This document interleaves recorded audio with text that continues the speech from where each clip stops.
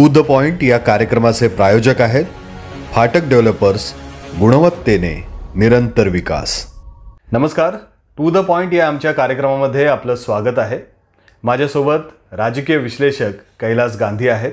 चर्चेचा आजचा हा तिसरा दिवस आहे आणि आज एक अत्यंत महत्त्वाची बातमी समोर येते आहे. ती आहे ओबीसी आरक्षणासंदर्भातली. गांधी सर, ओबीसी आरक्षणाबद्दल सुप्रीम कोर्टाने अतिशय महत्त्वाचा निर्णय घेतलेला आहे. त्यांनी या सगळ्या आरक्षणाला जो अध्यादेश राज्य सरकारने काढला होता त्याला स्थगिती दिली आहे अशी माहिती समोर येते आहे. काय सांगाल याबद्दल? याचा किती परिणाम आपल्या या निवडणुकांवर होईल असं तुम्हाला वाटतं? एक गोष्ट त्यामध्ये मुश्ताक बोलता येईल आपल्याला की ही बातमी जी आपल्यापर्यंत पोचली त्या बातमीचा जो परिणाम आहे तो निवडणूक आयोग ह्याच्यावरती काय निर्णय घेत आहे त्याच्यावरती ठरेल.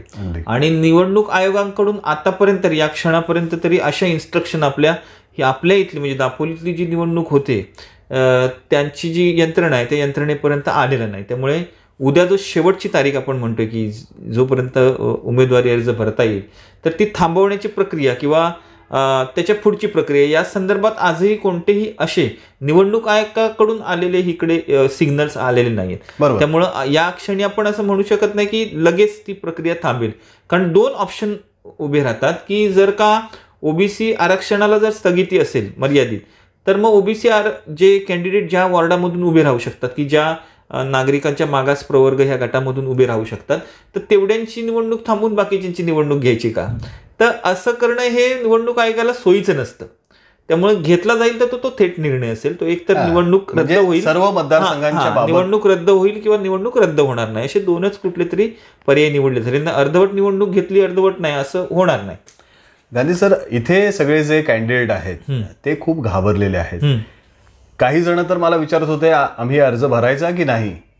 तर याबद्दल तुम्ही काय सांगाल? कशा संदर्भात? या निवडणुका म्हणजे उद्या शेवटची तारीख आहे. बरोबर. आणि याबद्दल काही लोकांनी मला असं विचारलं की निवडणूक अर्ज भरू की नको.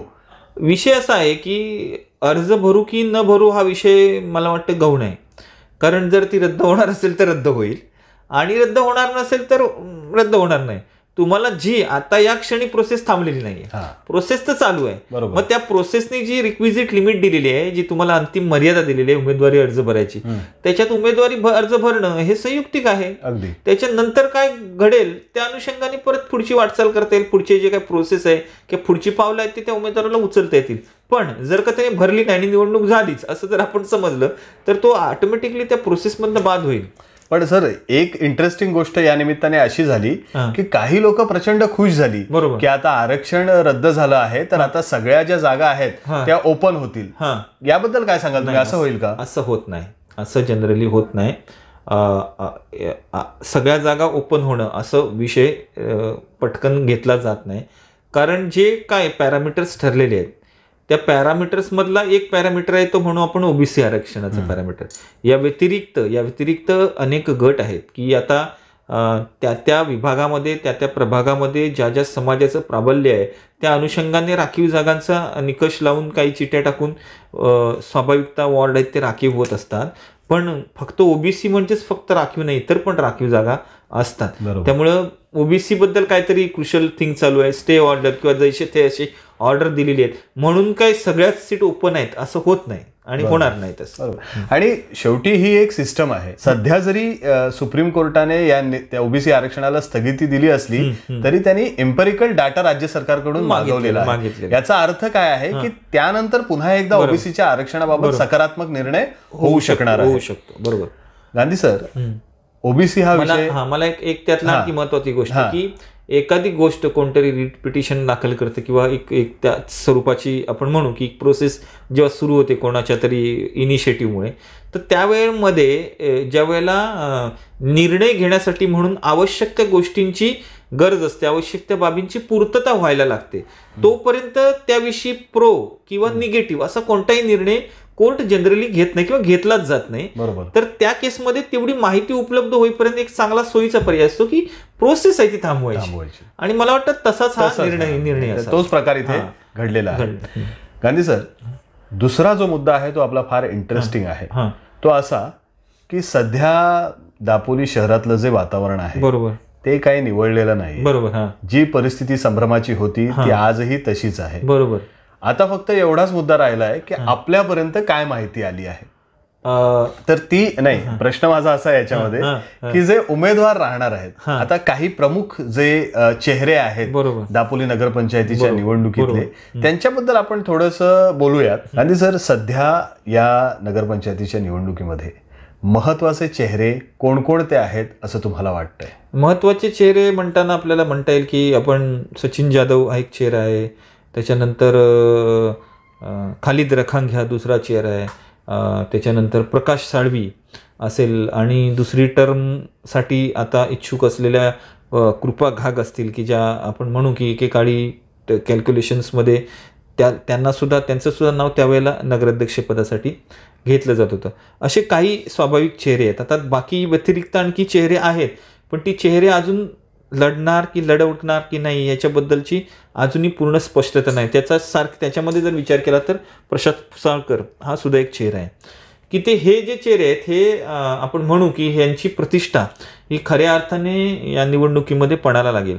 कारण यामधल्या बरेच जणांसाठी वॉर्ड रचना चेंज झाल्यामुळे दुसऱ्या वॉर्डमधून लढावं लागणार आहे. आणि दुसऱ्या वॉर्डमधून लढत असताना न बांधलेल्या आपण म्हणू वॉर्डमधून किंवा त्यांचा तो मतदारसंघ, त्या मतदारसंघातून आपली म्हणजे जर प्रतिष्ठा आजमावताना थोडासा जास्त कस लागेल निश्चित स्वरूपामध्ये.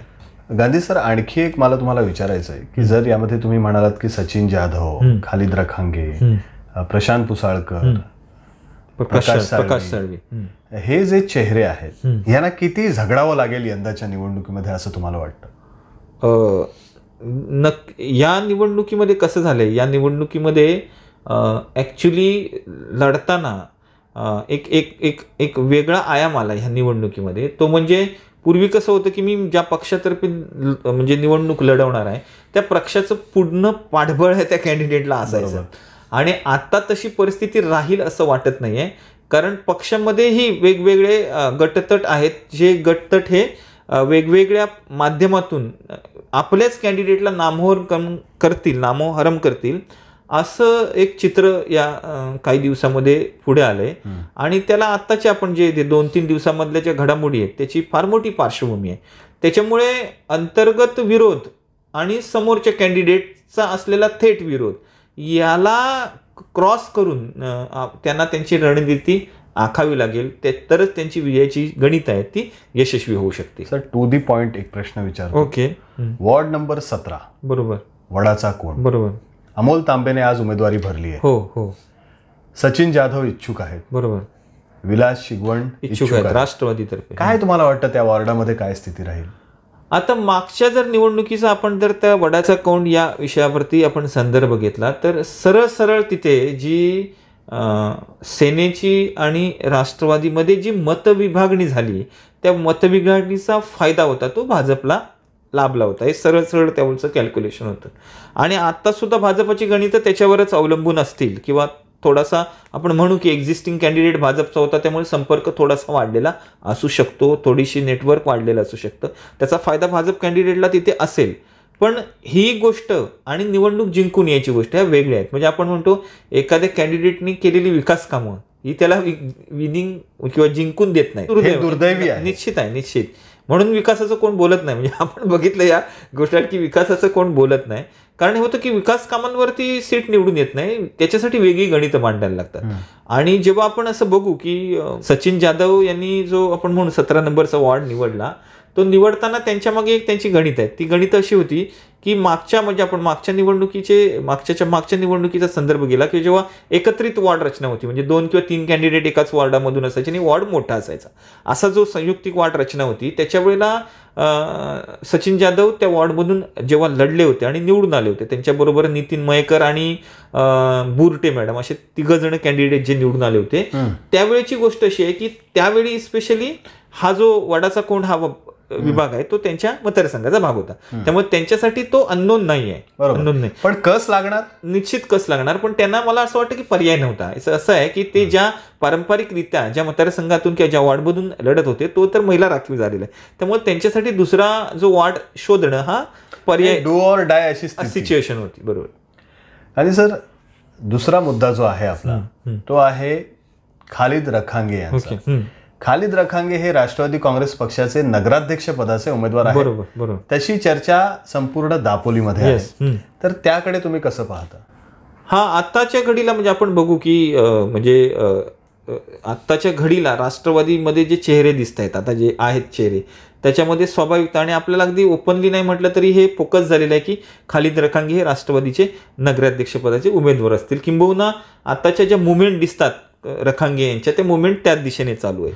तर खालिद रखांगेंचा विचार केला तर मला वाटतं की त्यांच्या दृष्टीनं ही लढत त्यांच्या वॉर्डमध्ये त्यांना फार अडचणीची ठरणार नाही, कारण त्यांचा मतदारसंघ आता तुलनेने त्यांच्यासाठी जास्त सोपा झालेला वाटतोय. बरोबर. गांधी सर, आणखी एक मला मतदारसंघाबद्दल एवढ्यासाठीच विचारायचं आहे तुम्हाला, कारण आज त्यांनी निवडणुकीसाठी अर्ज भरलेला आहे. त्या आहेत जया साळवी. ओके. उदयनगर मधून त्यांनी आज अर्ज भरलेला आहे. तर त्यांना यंदा किती सोपी जाणार आहे निवडणूक की जड जाणार आहे, नक्की काय होणार आहे? असं थेटपणे आपण त्यांना जड जाणार किंवा सोपी जाणार असं दोनच पर्यायात आपल्याला त्याला हे करता येणार नाही. त्यांच्यासाठी काही निगेटिव्ह पॉईंट्स आहेत, त्यांच्यासाठी काही पॉझिटिव्ह पॉईंट असू शकतात, त्याच्यावरती आपण जास्त चर्चा करू शकतो. बरोबर. म्हणजे महत्वाची गोष्ट अशी की जया साळवी तिथून ज्या मतदारसंघातून निवडून आलेले आहेत त्या तिथून आपण म्हणू की ते सलगपणे निवडून आले. त्याची ही त्यांची बेनिफिट म्हणजे आपण म्हणू त्यांचा जो प्लस जमेची बाजू आहे, त्याला दुसरी आणखी एक किनार राहते की एक कॅन्डिडेट किती दिवस एकाच ठिकाणाहून निवडून आला त्यात अँटी इन्कम्बन्सी फॅक्टर पण वर्कआउट करतो, त्यामुळे तो त्यांच्या दृष्टीनं निगेटिव्ह पॉईंट ठरू शकतो. अँटी इन्कम्बन्सीचा अर्थ पण सांगा तुम्ही, कारण काही लोकांनी मला विचारलं गांधी सरांनी अँटी इन्कम्बन्सी हा शब्द वापरलेला आहे, त्याचा अर्थ काय नक्की? अँटी इन्कम्बन्सी याचा अर्थ आहे की आपण एखाद्या ठिकाणी जेव्हा आपण म्हणजे एखादा कॅन्डिडेट किंवा एखादा आपण उमेदवार आहे तो सतत तिथून निवडून येत असेल तर त्याच्याकडच्या ज्या अपेक्षा असतात लोकांच्या, त्या अपेक्षा ज्या आहेत त्या हळूहळू काय होतात की वाढत जातात आणि त्या अपेक्षांना ज्या अपेक्षा वाढत जातात तेव्हा आपण तो कॅन्डिडेट आहे तो त्याला उतरतोच अशातला भाग नाही. कदाचित उतरतो, कदाचित नाही उतरत, आणि ज्या वेळेला नाही उतरत त्यावेळेला जो फॅक्टर वर्कआउट करतो त्याला म्हणतो आपण अँटी इन्कम्बन्सी. म्हणजे थोडक्यात की सतत आपल्याला एखादी गोष्ट, मनुष्याचा स्वभाव आहे सतत एखादी गोष्ट आवडत नाही आपण, त्यामुळं त्याच्यामुळे काही कालानंतर आपल्याला त्याची नावड निर्माण होते. असा एक त्याचा साधा ढोबळ अर्थाने आपण त्याचा अर्थ लावू. किती फटका बसू शकतो अँटी इन्कम्बन्सीचा? अँटी इन्कम्बन्सीचा किती फटका बसू शकतो तसं म्हटलं तर बऱ्यापैकी अनेक वेळेला बसतो. म्हणजे आपण थेट असं आपण बघितलेलं अगदी केंद्रातल्या सरकारच्या बऱ्यापैकी बसू शकतो. अँटी इन्कम्बन्सी फॅक्टर आपण पाहिलेला आहे. पण हा जो अँटी इन्कम्बन्सी फॅक्टर आहे ना तो अशा छोट्या निवडणुकामध्ये नलिफाय करायला पण सोपा असतो. बरोबर. कारण काय माहितीये का की फार मोठ्या जनमताला सामोरं जायचं नाही. आपले एक विवेकशील 200-250 मतदार आहेत, त्यांची समजूत घालणं, त्यांच्याशी कॉन्टॅक्ट करणं या गोष्टीमुळे तो घालवता येऊ शकतो. त्यामुळे तसं जरी त्यांच्यासाठी वर्कआउट केला तरी त्यांना तो नलिफाय करता येऊ शकतो, तो न्यूट्रलाइज करता येऊ शकतो, तो पूर्ण घालवून टाकता येऊ शकतो. पुढचा जो आपला कॅन्डिडेट आहे प्रकाश साळवी. प्रकाश साळवी यांनी नगरपंचायत यंदा गाजवलेली आहे हे आपण पाहिलेलं आहे. ते तसे आक्रमक आहेत, सहसा जुमानत नाहीत कोणाला. त्यांच्याबद्दल काय सांगाल? त्यांच्याबद्दल सांगता येऊ शकतं की ते ज्या वॉर्डमधून लढणार आहेत त्या वॉर्डमध्ये ते सक्षम कॅन्डिडेट आहे असं आपण म्हणायला हरकत नाही. आणि फक्त काय आहे की हे सगळी गणितं ना फार सोपी होऊ शकली असती, फार सोपी होऊ शकते. कॅन्डिडेट सहजगत्या त्या कारण त्यांनी आपल्याला इथून लढायचं आहे. माझ्या वॉर्ड रचना कशी होऊ शकते, माझा वॉर्ड चेंज होऊ शकतो का, मला मतदान, तर या लोकांनी अगदी व्होटिंग सुद्धा आपल्या वॉर्डात वाढून घेण्याच्या प्रोसेस करून घेतलेल्या होत्या. आता फक्त एकमेव त्यातला हर्डल असं राहिलंय की जो आपण म्हणू की ते आता आपण थेटपणे आपण म्हणू शकतो आता ते सेनेचेच आहेत त्यामुळे सेनेकडून लढतील, पण काय घडतं काय घडेल याची आपण राजकारण गॅरंटी देऊ शकत नाही. त्याच्यामुळे ते जेव्हा लढतील तिथून त्यावेळेला त्यांना ऍक्च्युली कोणाकोणाला सामना करावा लागणार आहे याच्यावरती त्यांची विजयाची गणितं ठरतील. म्हणजे फक्त त्यांना आपल्या समोरच्या कॅन्डिडेटचा सामना करायचा आहे की आपल्यातल्याच काही लोकांचा सामना करायचा. आणि समोरच्या कॅन्डिडेटचा सामना सोपा असतो कारण ते दृष्टिक्षेपात असलेल्या अनुषंगाने मुवमेंट व्यूहरचना करायची असते. पण जर का अंतर्गत काहीतरी मुवमेंट्स चालू झाल्या तर मग त्यांना थोडासा त्याचा फटका बसू शकतो, तर त्याला ओव्हरकम करावं त्यांना लागेल. गांधी सर, तुम्ही प्रकाश साळवींबद्दल बोललात. आता त्यांचेच मित्र प्रशांत पुसाळकर हे आपला मतदारसंघ बदलून फॅमिली मॉलमध्ये गेले आहेत. तर तर त्याबद्दल तुम्ही काय सांगाल? तुम्हाला काय वाटतं त्यांच्यासाठी ही निवडणूक कशी राहणार आहे? प्रशांत पुसाळकरांसाठी मला वाटतं की मागच्या तुलनेने त्यांना हा थोडासा सोयीचा जाऊ शकतो, कारण ते ज्या एरियामध्ये राहतात त्यांचं जे फ्रेंड सर्कल ज्या एरियामध्ये आहे तो मतदारसंघ त्यांनी आता यावेळी निवडलाय. बरोबर. मागच्या वेळेला कसं होतं की मागच्या वेळेला त्यांच्या दृष्टीनं हे पूर्णपणे नवं उभं करायचं होतं. एक गोष्ट आहे त्यांच्या समोर, आज सोपं असलं तरी समोर त्यांना रवी क्षीरसागर यांसारखा कॅन्डिडेट समोर असेल, त्याच्यामुळं त्यांना कमी लेखून या ठिकाणी चालणार नाही, कारण त्यांची त्या ठिकाणी काही गणितं स्वाभाविकता त्यांनी मांडलेली असतील. ज्या वेळेला एखादा कॅन्डिडेट एखादा वॉर्ड निवडतो, स्पेसिफिकली निवडतो, तेव्हा त्याची पण काहीतरी गणितं असतात. त्यामुळे ते म्हणजे रवी क्षीरसागर यांच्या समोर आपण म्हणू की फार सोपी निवडणूक असेल असा भाग नव्हे, पण त्यांच्या दृष्टीनं मागच्या तुलनेने यांना थोडीशी आपण होमवर्क आहे ते कमी करावं लागेल. गांधी सर, तुम्ही आता काय म्हणालात की प्रशांत पुसाळकर हे त्या ठिकाणी गेलेत, बरोबर, फॅमिली माळ या मतदारसंघामध्ये, आणि तिथे त्यांचे मित्र आहेत. बरोबर. पण एक गोष्ट त्यांच्यासाठी धोक्याची ही आहे की त्यांचे बंधू अरविंद पुसाळकर बरोबर हे मनसेमधून तिथे निवडणूक लढवू शकतात. बरोबर. तर त्याचा काही परिणाम यांच्यावर जाणवेल का? काय नक्की तिथे मनसेची ताकद आहे, याबद्दल काय सांगाल? मनसेची ताकद, मी बोललो की मनसेची ही ताकद ही मर्यादित आहे. मी बंधू जर का त्याच्यामध्ये ते लढणार असतील तर ते अगेन मी सांगितलं की त्यांचे जे आपण म्हणू भाऊ आहेत ते त्यांच्या भावाची वैयक्तिक जी वोट बँक असेल तीच फक्त थोडीफार तिथे वर्कआउट होईल. मनसेची त्या वॉर्डामध्ये थेटपणे ताकद आहे असं आपल्याला आता ह्या क्षणाला तरी म्हणता येत नाही. मला आणखी एक ऍड करावंसं वाटतं की एक आपण म्हणतोय की काँग्रेस आणि राष्ट्रवादी सेनेची जी आपण आघाडी अपेक्षित किंवा जी दिसत होती समोर, त्यावेळेला तो वॉर्ड प्रशांत पुसाळकर तिथे लढतात म्हणून सेनेने त्यांच्यासाठी सोडल्यासारखे चित्र दिसत होतं. पण एक बॅकअप प्लॅन म्हणून सेनेचा वर्कआउट होतं असं एक दिसतंय आपल्याला की जो सरफेसच्या खाली आहे, त्याच्यामध्ये मंगेश राजपूरकर यांनी सुद्धा त्याच वॉर्डमधून आज फॉर्म भरलेला आहे. अगदी बरोबर आहे. ही माहिती मलाही मिळाली होती. आणखी गांधी सर, एक चर्चा होती या वॉर्डमध्ये की क्षीरसागर हे राष्ट्रवादी काँग्रेस पक्षाचे जरी विद्यमान नगरसेवक असले तरी ते शिवसेनेकडून देखील निवडणूक लढवू शकतात. आता हे असं खरंच होईल का हे तर आपल्याला कळेलच, पण ही चर्चा मात्र नक्की होती. आपण आता बाजूला जाऊया. बरोबर. कृपा घाग यंदाची निवडणूक ते त्या कोकमवाडी या मतदारसंघातून लढत आहेत. त्यांचं काय होईल, त्यांची स्थिती कशी राहील, त्यांना कशा प्रकारे या निवडणुकीमध्ये स्वतःला सिद्ध करता येईल? तसं म्हटलं तर कोकमवाडीतला जो परिसर आहे, म्हणजे आता तालुका कार्यालय त्याच एरियामध्ये आहे आणि तो तसा म्हटलं तर सेनेसाठी एक बांधलेला असा एरिया आहे. त्यामध्ये आता आपण फक्त एका निवडणुकीला थोडेसे चेंजेस झाले होते, पण ते सुद्धा चेंजेस आहेत ते व्यक्तिगत संपर्कावरून चेंजेस होते. म्हणजे आपल्याला लक्षात येईल की तिथे की त्या ठिकाणी जेव्हा निवडणूक लढवतो तेव्हा थोडंसं सेनेचं प्राबल्य असल्यासारखं त्या ठिकाणी जाणवतंय. आता कृपा घाग ह्या आपण म्हणू की त्या वॉर्डासाठी नवीन कॅन्डिडेट आहेत, त्याच्यामुळे कदाचित काही गणितं बदलली तर बदलू शकतात, हे नाकारता येत नाही. पण तरी सुद्धा आपण म्हणू शकतो की आजच्या घडीला तरी जे काही घडामोडी घडत आहेत त्याच्या दृष्टीनं त्यांच्यासाठी थोडासा सेफ गेम आहे. पण गांधी सर, ही गोष्ट आपल्याला विसरून चालणार नाही की तिथे जे त्या मतदारसंघाचे माजी नगरसेवक आहेत नितीन शिंदे यांच्या पत्नी तिथे निवडणुकीला सामोरे जाणार आहेत. त्यामुळे भाजपनेही हा मतदारसंघ तसा प्रतिष्ठेचा केलाय. तर याबद्दल तुम्ही कसं विश्लेषण कराल? तो जो विषय आपण करू की त्यावेळेला पण एक लक्षात घेतलं पाहिजे की त्यावेळची जी आपण नितीन शिंदे ज्यावेळेला उभे होते तेव्हा सचिन गायकवाड उभे होते आणि गौरी शिर्के, असं ते कॉम्बिनेशन होतं. आणि ते पॉकेट होतं ना, ते पॉकेट मनसेने प्रॉपरली तिथे जी कॅल्क्युलेशन मांडली ती अगदी 100% यशस्वी करून दाखवली होती. पण ती जी गणितं जेव्हा मांडली जातात तेव्हा थोडक्यात तो 3 वॉर्डचा एकत्रित वॉर्ड होता, आता तो सिंगल वॉर्ड आहे. आणि त्याच्यामध्ये आपल्याला हे बघावं लागेल की त्या ठिकाणी सेना ही पूर्णपणे ताकदीने प्रयत्न करेल. पण त्याचबरोबर तू म्हणालास तो मुद्दा अगदी बरोबर आहे आणि राईट आहे तो मुद्दा की नितीन शिंदेसाठी ही प्रतिष्ठेची लढाई आहे. त्यामुळे त्यांचा जो तिथला संपर्क आहे तो संपर्क ते वापरतील, त्यामुळं ती लढत 100% तुल्यबळ होईल. सेफ पॉईंट तुम्ही म्हणालात मगाशी गांधी सर, याच्यामध्ये मला एक आणखी सेफ पॉईंट या अनुषंगाने बोललो की ज्या वेळेला मला मतदारसंघातून उभं राहण्यासाठी ऑप्शन असतो त्यावेळेला मला इतर वॉर्डपेक्षा हा तुलनेने सोपा. बरोबर. आता जो पुढचा आपला मुद्दा आहे हां. तोही इंटरेस्टिंग आहे. हम्म.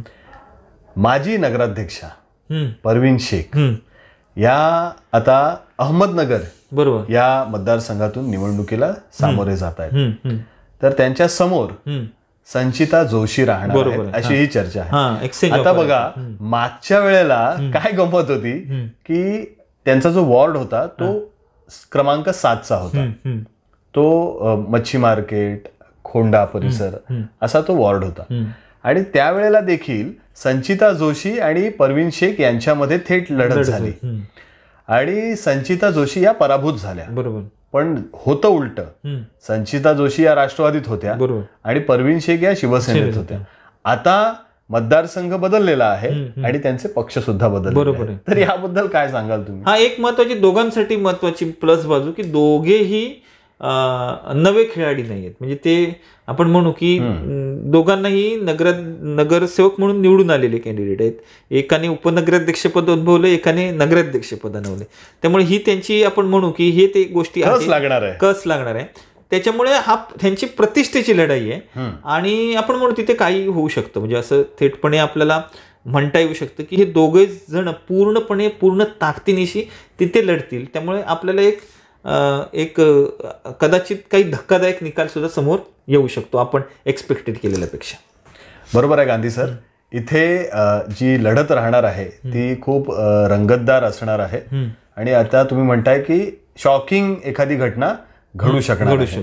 उद्या शेवटची तारीख आहे. निवडणुकीचे अर्ज लोक भरणार आहेत. खूप गर्दी राहणार आहे. तर त्याबद्दलही आपण उद्याच्या चर्चेमध्ये आपण बोलूच. पण तुर्तास आपण इथे थांबूयात. तुम्ही माय कोकण पाहत राहा आणि सबस्क्राईब करायला मात्र विसरू नका. धन्यवाद. टू द पॉइंट या कार्यक्रमाचे प्रायोजक आहेत फाटक डेव्हलपर्स, गुणवत्तेने निरंतर विकास. माय कोकण सबस्क्राईब करण्यासाठी लाल बटनवर क्लिक करा आणि त्यानंतर येणाऱ्या बेल आयकॉनवर क्लिक करून सर्व अपडेट्स आपल्या मोबाईलवर मिळवा.